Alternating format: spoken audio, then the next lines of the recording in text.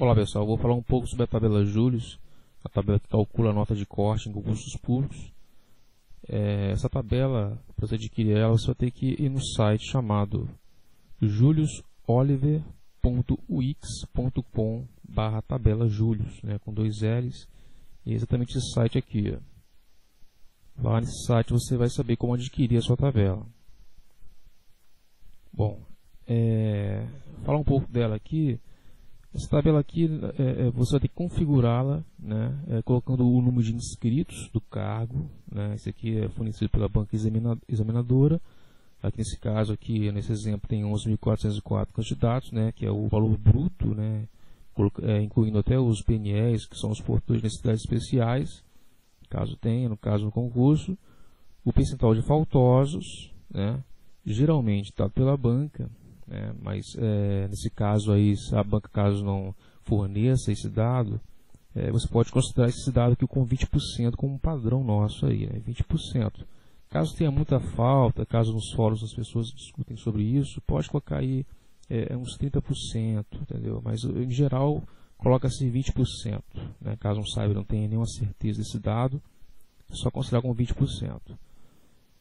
O percentual de PNEs aqui é possível calcular esse valor aqui quando a banca examinadora fornece uma lista de portadores de necessidades especiais, os PNEs deferidos, gente em PDF, aí tem que fazer a contagem da quantidade de PNEs, e caso não saiba, pode considerar esse valor como 1%, geralmente é esse valor aqui, mas tem como fazer essa contagem aqui, por meio da lista.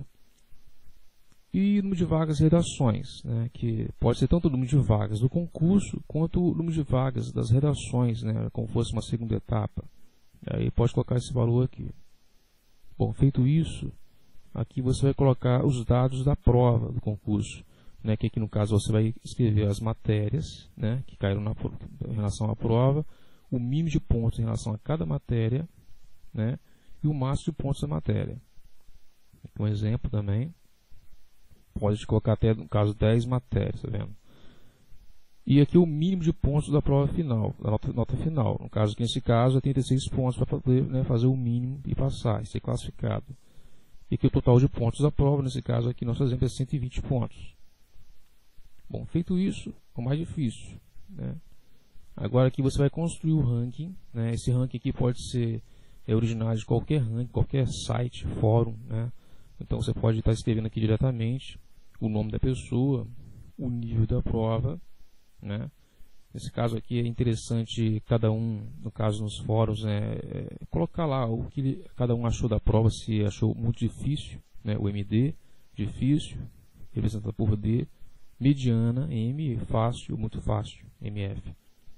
O interessante seria cada um colocar, mas não é um dado assim essencial, é importante, mas não é essencial.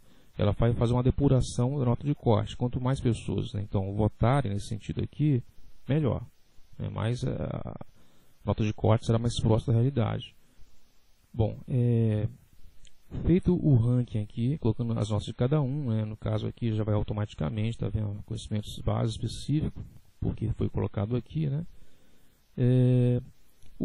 a tabela já calcula o total de notas, média geral, desvio padrão, a margem de erro e, claro, a nota de corte já vem automática aqui, após você colocar o ranking aqui, tá vendo?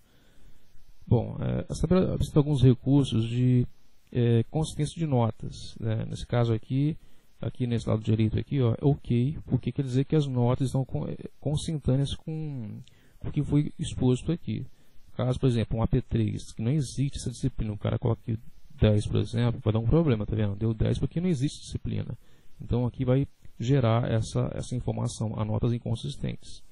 Aqui é mais um mero controle para poder não ter nenhum problema em relação à postagem de notas, nos rankings aí, nos fóruns. Bom, aqui você tem um outro recurso que é importante, sempre está atualizando essa questão da classificação em relação ao desempate.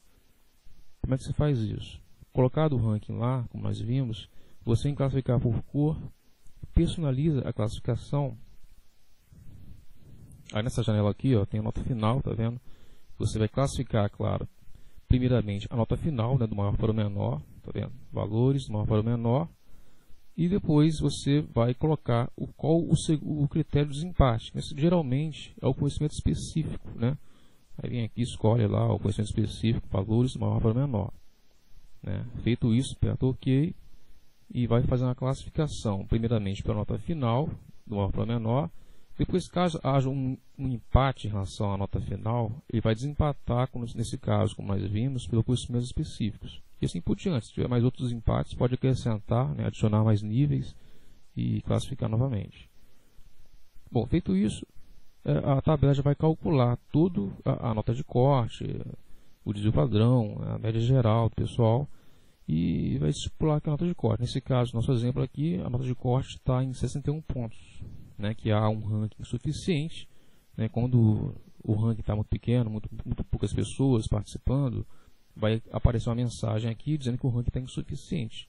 Nesse caso, o ranking está suficiente, está legal, a amostragem está boa, e então apareceu a nota de corte. Nesse caso aqui deu 61 pontos, com a margem de erro de 1,71%. Né, em termos de pontuação, tem 1 ponto, né, 1,05 em relação à margem de erro. E pode estar variando nessa zona de corte aqui, devido à margem de erro.